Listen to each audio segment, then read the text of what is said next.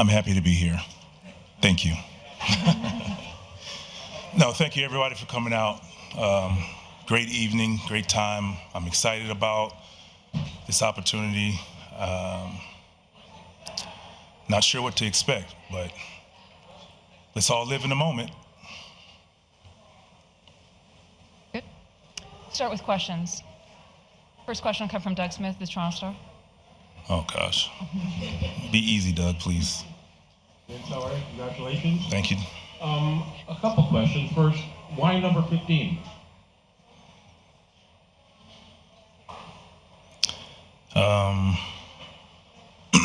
Well, as a high school freshman, I was a Dr. J fan. I was a Randall Cunningham fan. And those were my heroes, and I wanted those numbers, and they weren't available. And I remember before my high school coach, my other coach told me, well, those numbers aren't available. And prior to that day, and my mom told me, hey, pick a number and make it famous. I was like, all right, well, 15. And to this day, I don't remember what made me pick 15, but I'm glad I did. And the funny thing about it, my high school coach wore 15 in his days playing at Mainland High School as well. So it was pretty cool to take what he did with it and have him as my coach, and to make it famous locally, to become where it is today. Now that you wanted to live in the moment and enjoy the moment, what does the moment mean to you? Doug, have you seen me these last couple of weeks? I mean, that's really it. It's just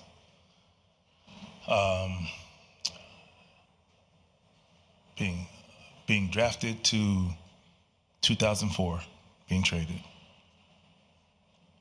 to 2004 to 2014 becomes another emotion. 2014 to 2024, another emotion. And now trying to put a bow on that it's crazy. So we're going to go to Josh Lewinberg and then over to Eric Kareen.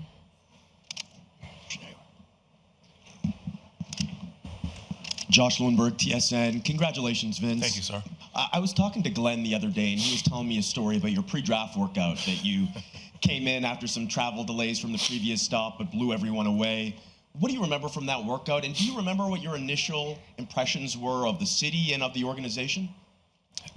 Well, I mean, I do remember it. I remember not thinking my workout went well at all because of everything that had, in essence, gone wrong from at the Sky Dome at the time, my room being canceled, my room service being late at the Westin, to getting there, not having a practice uniform to practice, and to just trying to figure it out. And as a,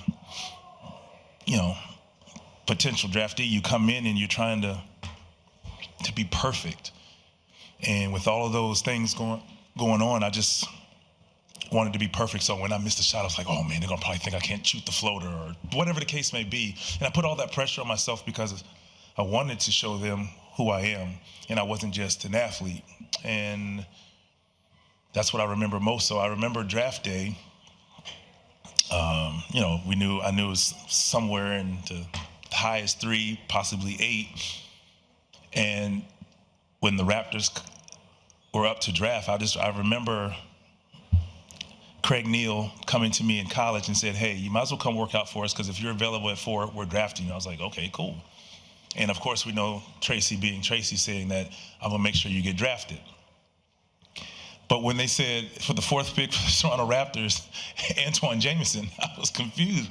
And the first thing I thought was, maybe I did have a terrible workout. That's what I remember. And obviously getting drafted 5, going up, being traded, I was like, all right. And then hearing Butch Carter and Glenn saying how great the workout was, I had no idea, just because of the pressure you put on yourself. And I would tell a young guy today, just go in there and be yourself. They know what you can do. They now just want to see if you fit into what they have and how you fit into what they have already. And now, obviously, at the tender age of 47, if I could go back and do it, I would go back in there and just, have a workout stress-free. I don't want to say carefree, but just go be yourself. So we're going to go to Eric, then Scott, then John, then Rob, then Kayla. Vince, Let's see where we are. Eric Corrine, The Athletic, congratulations. Thank you. You just said to start, I'm not sure what to expect. Is that from you or from the fans or From anything me. else? From me, the moment. I've never been in this moment before. We've never been in this moment before. We've seen it on TV, but we've never been in this moment before, so I don't know what to expect. So let's experience it together. Do you have a favorite jersey ceremony retirement of somebody else that you remember watching that really stands out to you? Not right now. My brain can't think right now. Obviously, I'm a Dr. J fan, so naturally, watching, I recall bits and pieces of him being retired in New Jersey at the time. So, anything Dr. J, I'm all in.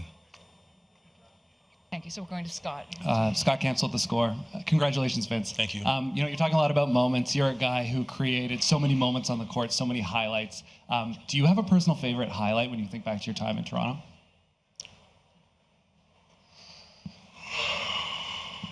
I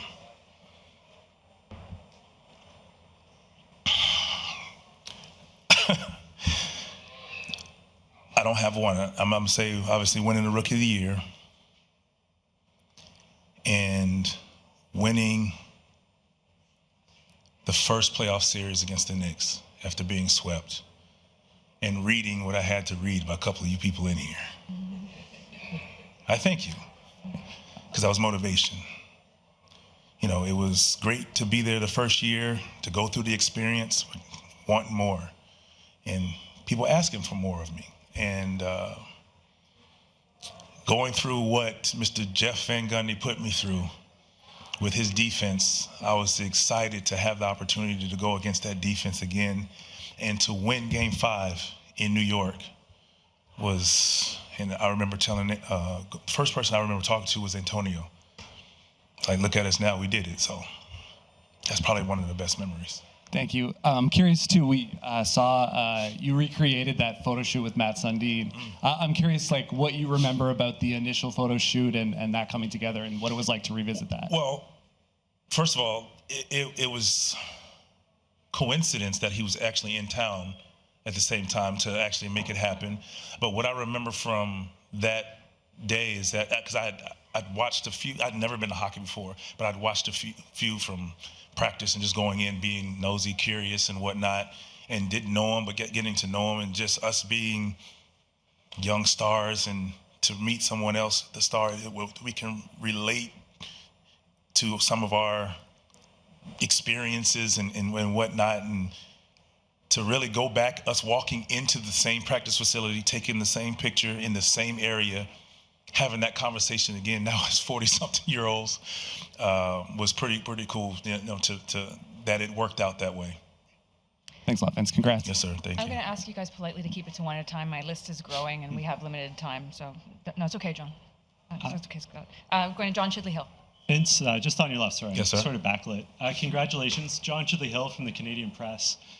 You've been warmly embraced by the city of Toronto and Raptors fans this week, but that hasn't always been the case. Around the time of your trade to New Jersey, your few seasons with the Nets, there was some anger, there was some hostility. Given that, how does today feel, and the fact that things have turned around?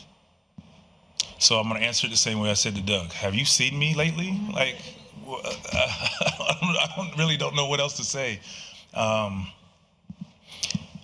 feel like my emotions speak louder than words that tells a story. And, it's this appreciation for where we were getting to, and where we are now. And now you wrap that up with a bow. You know what I'm saying? So it's nothing else that needs to be said. Like, if you can't really understand that, I mean, you're walking around on deaf ears and blind eyes. Thank you. We're going to Kayla next, who is back there. Yep, raise your hand. Jesse, on your side. It just needs the 3 rows behind. Oh, sorry, Rob. I'm going to go Kayla and then to Rob. Apologies. That's okay. Thank you. Vince, congratulations. Kayla from CP24. Excuse my voice. I've been there I know. just a few weeks ago. You have your family here, and this almost walk of memories this week. What does legacy mean to you, and knowing that you have made such an impact to a generation of Canadian kids that grew up watching you? I mean, it means everything, and the legacy is still growing. And I think, once again, this is the icing on the cake. This is the bow to bring it all to full circle. So even for like the Tristan Thompsons and Corey Josephs, Kelly Olynyk's on down, you know, for those guys to feel how they feel and have obviously articulated that for many years, and the newer generation doing the same. You know, this is like the pinnacle for everyone. You know, the good feels, and you know, that's what you know, I want that legacy to be. Whatever we feel tonight. My apologies, Rob. Go ahead. Thank you. Hey Vince, Rob Long, Toronto Sun, right in front of you, right here. You referenced 2014, that night you came in with Memphis and got the standing ovation. I'm curious, what do you remember about that moment specifically, and do you feel as though that night was sort of a turning point with regards to your relationship with Raptors fans? Yes, I remember. I remember our PR, Dave Haggoth, also mentioning, is, you know, it's going to happen. You hear it, and it's like, okay, cool. But, you know, once game starts, I'm in the moment, get tapped on the shoulder to look up. And I just remember taking a step forward, and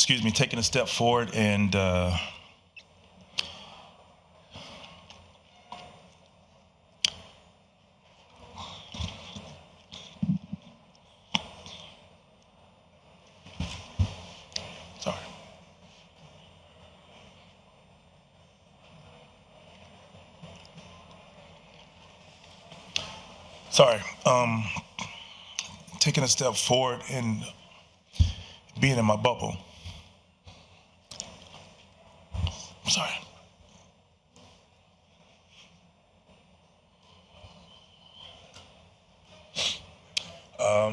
And just enjoying the moment, because that was one of the first times. So throughout those years leading up to it, you see the highlights and videos, and I've enjoyed those moments, but it's something about seeing those highlights in this building, because that's where it was created. And I was asked if I heard, what did I hear? How did I feel? What did I see? I didn't see anything. I didn't hear anything. I was in my bubble. And I think, being honest, to a pleasant surprise, hearing like the cheers, it could have been an arena of boos, and I would have still had the same feeling, honestly, because I'd never gotten that opportunity to see a video in this building. So it was cool. So to the second row here on your right, Vince. Go ahead. Vince, Ben Carlos from Bleacher Report. Congratulations. Thank you, sir. You've always been the greatest Raptor of all time, in my opinion. And I wanted to know who is on your all-time starting 5 of Toronto Raptors, and of those players. Oh, don't do this. And of those players, who do you believe is the next Raptor to get their jersey retired?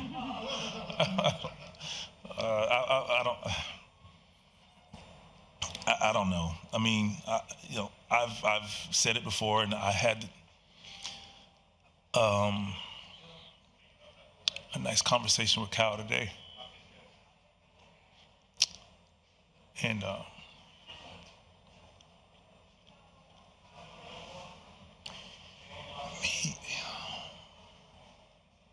I won't say what he said because it's not made for TV. But, I mean, obviously, we all know Kyle is deserving. Should he be next up? Will he be? Whatever. He's deserving. And I got an unbelievable message from him today, wanting to be here. And, you know, he's a friend before any of this. And so it's hard to pick a five, man. I mean, I don't even want to go down that line. I don't. So just to run down who I've got here: Lindsay, Joseph, Vivek, Michael Grange, Katie, Samson, Alejandro, and Tony. Yep, Oh, there he Mike's is. to Hi, the bud. back because he's always a late arrival. So we'll go to Lindsay Sorry. next. There she is. So Lindsay's third row to your right, Vince. Hey Vince, right here. Oh, sorry. No Hey. worries. Hey, nice to see you again. So you have a mural. Yesterday you signed an airplane, which have you ever done that before? But having your family here for so many of these moments and people flying in from around the world to experience this with you, what's it like to have them see your impact? It's been fun. It's been fun, especially this little dude. Yeah, you. It's like my dad, who's proud.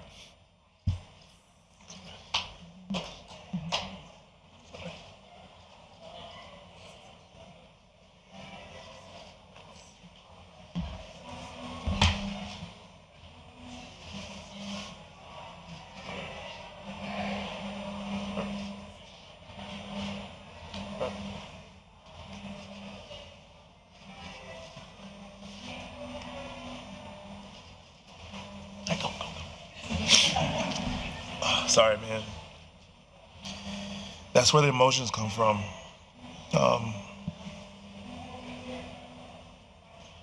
Because of that.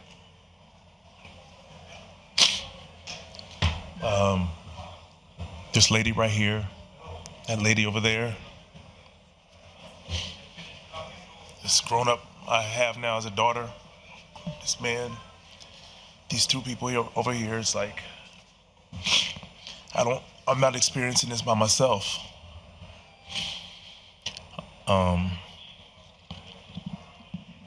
I'm experiencing this with family, friends, strangers. You know, I know it's my day, but you've heard me say it a couple of times, and I'm gonna keep saying it, and you're gonna hear it again tonight. This is our day. And it's our day, however you feel about this moment, what has transpired, or even me. This is our day. And you asked about legacy.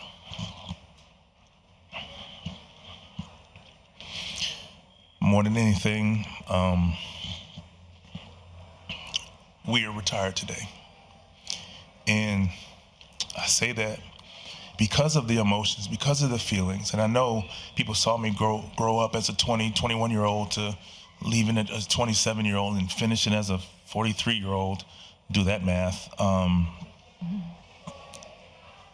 It's been emotional. It's been emotions, people having their feelings towards me and about me and about my family and about my friends and whatnot, and towards the organization, to this man here who's always been in my corner, to get to where we are, to get to 2014, to where you see a change and people really saying, well, maybe I overreacted, or whatever, however you feel, or not feeling it at all, to where we are today. And yes, it says Carter 15, but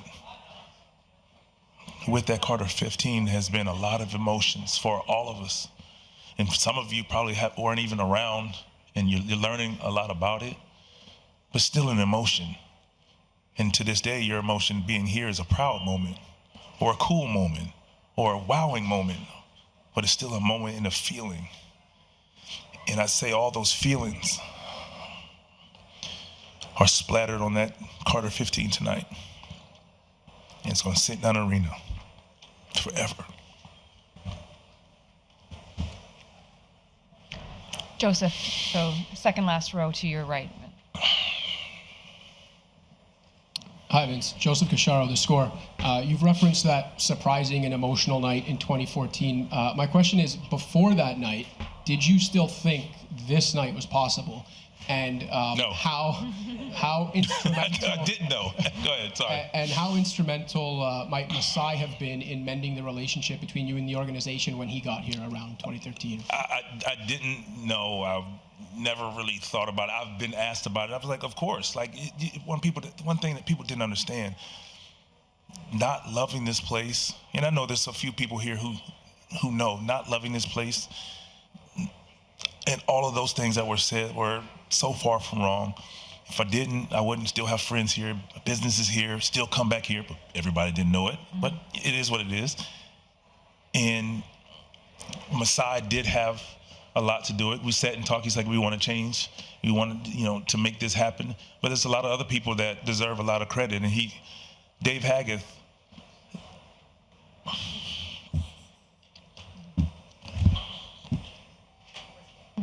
I know he's around here somewhere, hiding.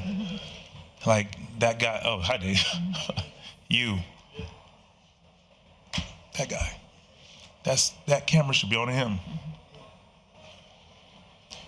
Dave has been with me for a long time.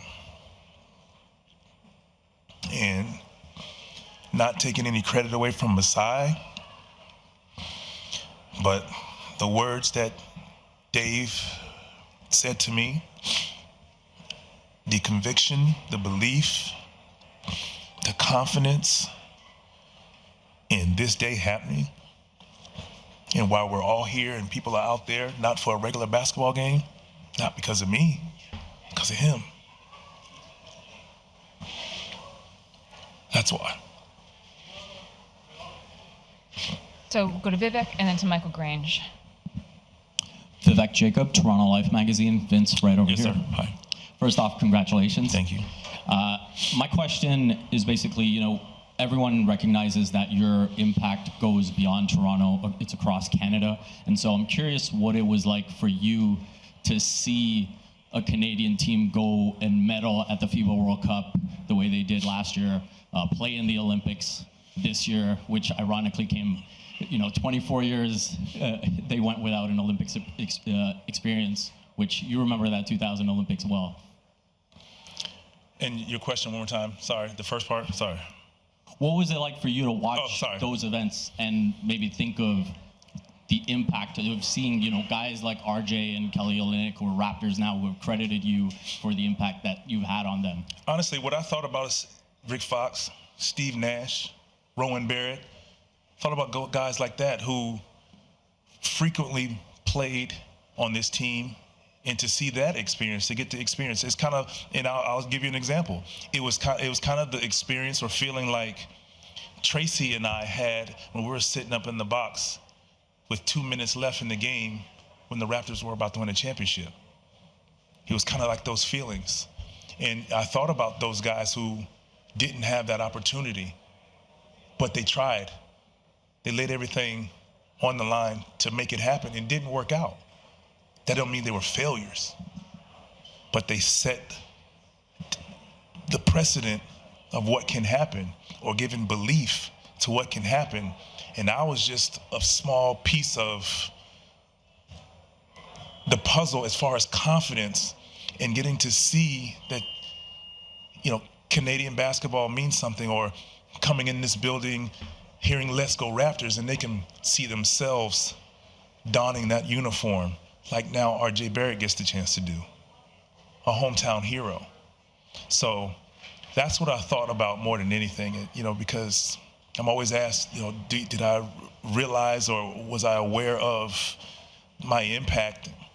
And I had an idea, but today is not like back in the day. I didn't have social media that I could pull up and after this press conference or after being out there at the mural and seeing people's comments, you can have an instant understanding of the impact you just had 30 minutes ago.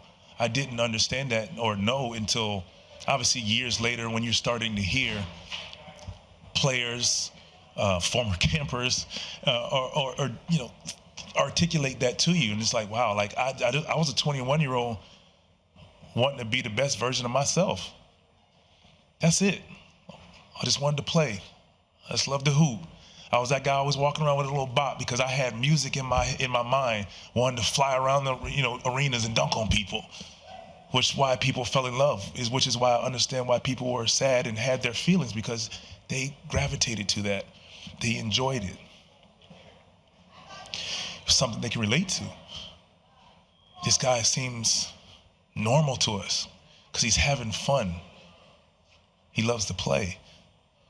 And I think that's where the love came from. And I understand that's possibly where the frustration came from, because that guy that we're starting to like is now moving on. But I always ask, I always told, especially close friends, like, you can have your frustrations, but understand the whole story before you articulate your anger, particularly if you don't really know what was really going on. So that's where a lot of the emotions and good feelings came from, watching them, because I've had great conversations with Jamal.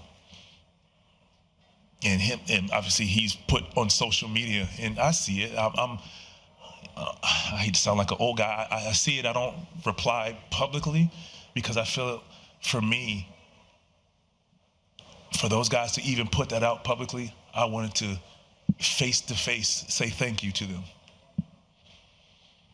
And it wouldn't put it out socially just for the gratification of you guys to say, oh, yep, he did acknowledge it.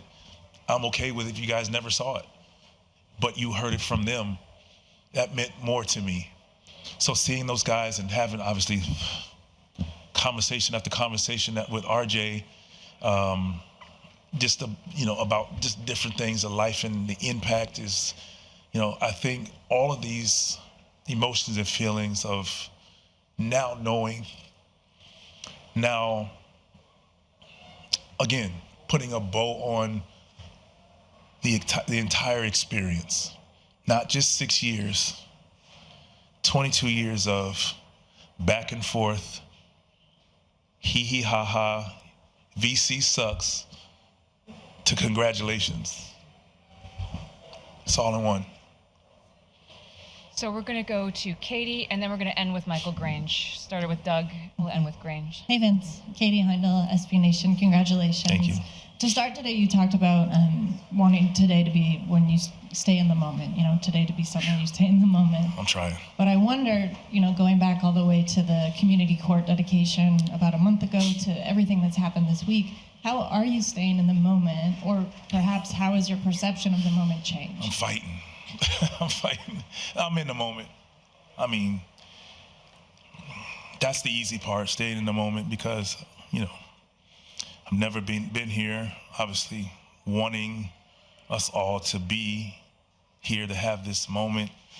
And honestly, this is just me talking. Even if a jersey retire didn't happen, a celebration of the time spent is what is, I've always wanted. Always wanted. If it went as far as just the city jerseys with the honor of me on a uniform, do you know how big that is? Like, even if this day did not happen, wherever I am working, watching TV, I will get to watch a Raptor game with a picture of me dunking a basketball on a jersey. And that's equivalent to me like Jerry West, the logo on an NBA sock, on an NBA backboard. That's me now. That's crazy. That's just crazy. So, like, I look at that like a Hall of Fame. I look at that like a jersey retirement. Jersey retirement is icing on the cake. Like, when that came about, I was like, oh man, I've died and gone to heaven. I'm on a NBA, like, this is official. This is not like a pro-am, a summer league or AAU team. This is a National Basketball Association team that will have something with me on it. That is the Toronto Raptors. That has gone from where we started to where we are. Like, I think trying to put that in perspective is probably not the toughest, but fills my heart, and it oozes and overloads because of that. Because like, I have a great appreciation of all of this, and I think that's why I'm so damn emotional. You know, and I was always taught, and I've always believed in, when you appreciate something and it means something, this is how you react. So I'm gonna react like this every time. Believe it. Last question to Michael Grange. Go ahead, Mike. Vince, congratulations. Thank you, sir. A lot of memories, but I'm very curious now that we've arrived at this point. What do you think your relationship will be with this city going forward? And that was, as much as what you did on court was, you know, a big part of what made you Vince back at your peak. And I'm just wondering, do you have a vision of what this might look like going forward? So, for those who you know, still may feel not curious, my love for this place, outside of all this darn emotion, I was more than thrilled and happy to presented the opportunity to call games for this team. And you don't accept a job like this if you don't love being here. And I got that opportunity to be here opening night, and I loved coming to work. And I give Alvin Williams a lot of credit for that, because he was the one that's like, "Man, let's do it." And you guys know how I feel about Al and some of the guys who are here tonight. And outside of just doing my job, man, I was doing the job with my boy. And you know, there again, that was another unbelievable experience, opportunity, and emotion that you asked your question earlier, like, it should be obvious. And sometimes I get people turn a blind eye. I think that's what they say. But I'm gonna keep on showing you. And I've been patient, and I'm gonna continue to be patient, because I understood a long time ago, if you have an appreciation for something, if you love something like you do, and people don't see it, be patient, because it's gonna shine through. And one other thing, to you, sir, I thank you also. And you know why. You came to me and you presented an idea that you knew I was a little, it's not rattle the cage, and you said, hell no, they need to know. And a lot of 2014, it's because of you. I'm truly grateful. And I've never, outside of saying it to you, never said it. I can care less of what people know and how we got here. But today, this is how we got here. You and that man, Dave Haggett. Because I know you put your neck on the line. I know that. I know you've put your neck on the line. I know you've put your neck on the line for me, Doug. It's going against the grain. But you guys felt that it was the right thing to do, because you, what would they say? You knew what was up. You knew me. And for a lot of the people who weren't sure if they knew me, or how I feel, I hope you're tuning in today. Because this is me. Signing off.